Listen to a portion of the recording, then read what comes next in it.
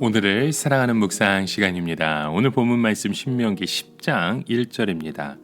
그때 여호와께서 내게 이르시기를 너는 처음과 같은 두 돌판을 다듬어 가지고 산에 올라 내게로 나아오고 또 나무개 하나를 만들라. 여러분, 운명을 어떻게 생각하십니까?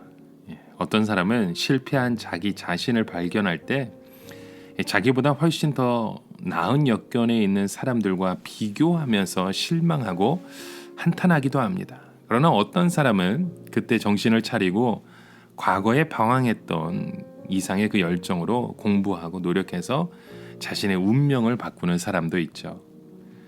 이것은 우리 신앙생활에도 마찬가지입니다. 우리가 어려서부터 늙어 죽을 때까지 늘 착실하게 믿음 생활을 하면 좋고 또 그럴 수도 있겠지만 그렇지 않은 경우가 훨씬 많습니다.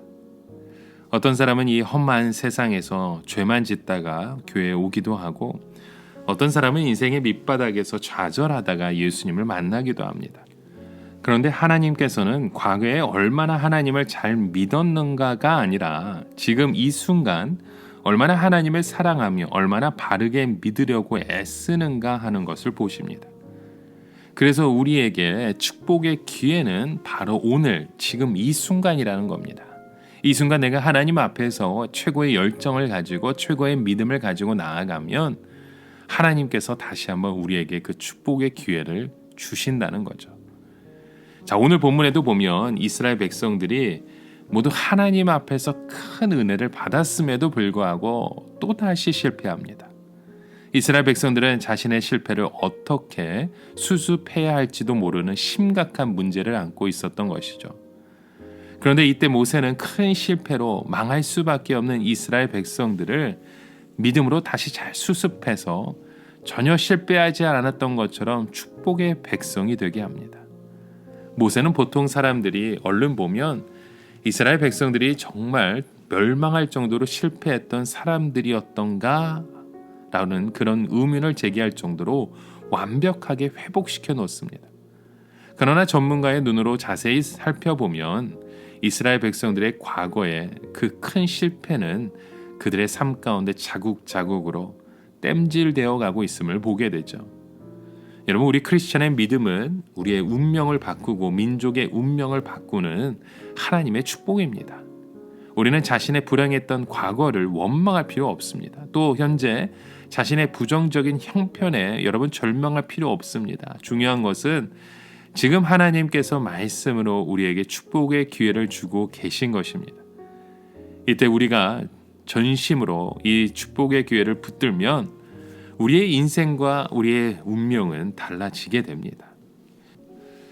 그래서 이스라엘 백성들에게 애굽의 그 10가지 재앙과 홍해 바다를 갈라서 탈출하는 어마어마한 체험을 주신 하나님께서는 시내산에서 그들을 하나님의 백성으로 삼아주시는 언약을 체결하라고 하십니다. 하나님께서 이스라엘 백성들에게 주신 체험은 그냥 한 번 지나가는 체험이 아니었습니다. 애굽에서 나타났던 재앙들은 그 하나하나가 거대한 원자폭탄과 같았고 홍해를 갈랐던 위력은 그 쓰나미와 같은 것이었습니다. 이스라엘 백성들의 이 체험은 그들의 재산이었고 영원한 축복이었습니다. 더욱이 이스라엘 백성들이 시내산 전체가 불붙은 가운데 하나님의 율법의 말씀을 받은 것은 최고의 체험이었습니다. 그런데 이스라엘 백성들은 바로 그 축복의 순간에 대실패를 했던 겁니다. 그것은 바로 하나님의 말씀이 마음에 들지 않는다고 해서 금송아지 우상을 만들어 섬긴 것이었죠. 이 금송아지 우상이 얼마나 무서운 것인가 하면 지금까지 이스라엘 백성들이 받은 축복을 다 무효하고도 그들을 영원한 지옥에 빠뜨려 멸망시킬 수 있는 재앙이었습니다. 그것을 모세는 바로 살려냈고 이스라엘 백성들이 다시 하나님의 백성이 될 수 있도록 하나님의 두 돌판에 받았던 겁니다.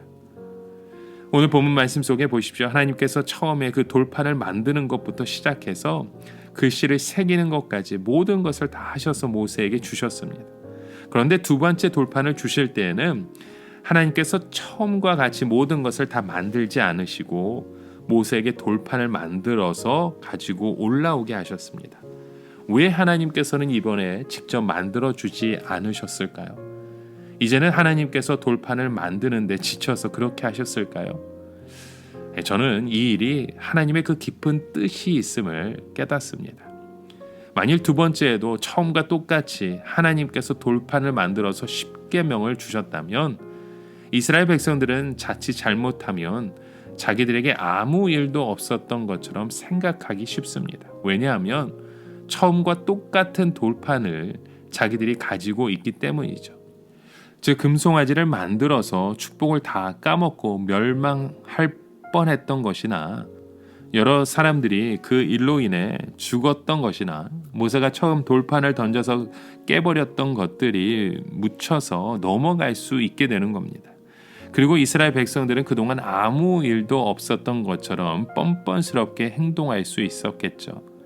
이것은 마치 어떤 사람이 큰 죄를 짓고 반성했지만 용서받은 후에 그 일을 까먹고 전혀 죄를 지은 적이 없는 것처럼 고개를 쳐들고 뻔뻔스럽게 돌아다니는 것과 마찬가지입니다. 죄를 용서받은 것과 죄를 아예 짓지 않은 것 분명히 틀립니다. 죄를 용서받았다면 더 겸손하게 더 감사하는 마음으로 살아야죠. 그래서 하나님께서는 두 번째 돌판은 모세가 만들게 하심으로 처음 돌판과는 분명히 차별화하셨습니다. 즉 이 돌판은 처음 주어지는 것이 아니고 두 번째 주어지는 것인데 이스라엘의 반역으로 인해 첫 번째 돌판이 깨어졌고 하나님께서 다시 한번 이스라엘 백성에게 자비를 베푸셔서 이 돌판을 주신다는 의미가 들어있는 것입니다. 아무도 모세는 두 번째 돌판을 자신이 직접 다듬으면서 이것이 쉽지 않다는 것을 알았을 것입니다. 망치로 돌을 깨면서 손을 찢기도 했고 돌조각에 얼굴이 튀면서 따갑기도 했을 것입니다. 그러면서 모세가 생각하셨던 것이 무엇일까요? 내 손에 망치를 찢게 되고 돌이 튀어서 얼굴이 따가워도 이렇게 두 번째 믿음의 기회를 받는 것이 얼마나 엄청난 축복인가 하는 감사의 마음이었을 것입니다. 이스라엘 백성들이 그 놀라운 민족의 그 축복이 되고 가나안 땅을 차지했던 것은 처음부터 잘 믿어서 그런 것이 아닙니다. 오히려 이스라엘 백성들은 하나님의 최고의 축복을 발로 밟고 난장판을 만드는 실수를 범했습니다. 그러나 하나님께서 다시 한번 그들에게 믿음의 기회를 주셨을 때 그들은 반성하는 자세로 그 말씀을 붙들고 충성함으로 하나님의 그 복을 이어갈 수 있었던 것입니다. 그래서 이스라엘 백성들은 이 두 번째 돌판을 볼 때마다 기억해야 했다는 것입니다. 우리는 이미 한번 하나님 앞에서 엄청난 실수를 범한 자들이라고. 하지만 하나님께서 말할 수 없는 자비를 베푸셔서 우리에게 다시 한번 믿음의 기회를 주셨다고. 다시는 우리가 하나님 앞에 범죄하지 않고 지난번 잘못했던 일들을 그 말씀 속에 우리가 깨우쳐야 된다는 그 평생 잊지 않는 그런 믿음의 고백을 살아가지 않았을까요? 여러분 오늘 우리의 삶 가운데도 하나님이 그 실수 속에서도 은혜를 주시는 이유는 하나님의 그것을 기억하기 원하는 것입니다. 우리의 삶을 다시 돌이키기 원하는 것이고 다시금 하나님의 말씀을 돌아보게 하는 것입니다. 여러분 그런 믿음의 고백으로 오늘도 우리에게 주신 기회를 하나님의 능력 가운데로 사용받고 사용받는 저와 여러분 되시길 주님의 이름으로 간절히 축원합니다. 함께 기도합니다. 하나님 아버지 오늘도 우리가 주의 말씀에 의지하여 그 두 번째 기회를 붙듭니다. 하나님 그 기회를 절대로 놓치지 않게 하여 주시고 깨달아 알게 하여 주시고 오늘도 주님만을 바라보며 소망할 수 있는 주의 백성 되게 하여 주시옵소서. 예수님의 이름으로 기도드립니다. 아멘.